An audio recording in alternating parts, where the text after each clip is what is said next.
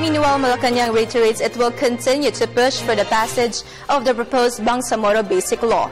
According to presidential spokesman Edwin Lacerda, the Aquino administration is fully committed to the peace and progress of Mindanao.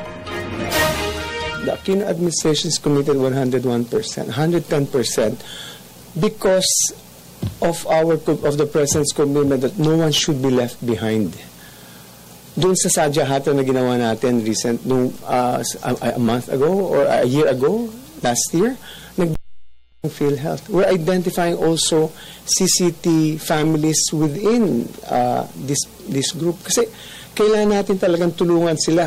Dahil ilang taon silang panay-bakbakan ang kabuhayan nila.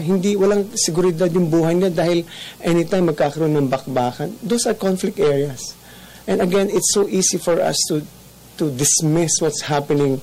But for those who, like you said, in interview, they're very hopeful kasi ang laking pagbabago sa buhay nila. Whereas dati, they'll be worried if magkakaroon ng conflict. Now, they're assured of peace and they can now be assured of ang pamahalaan. And that's why the government is fully committed. President Aquino went there to emphasize that I am one with you, that I am here for you as well, that I'm the president of all the entire Philippines, kasama ang Muslim Mindanao rito.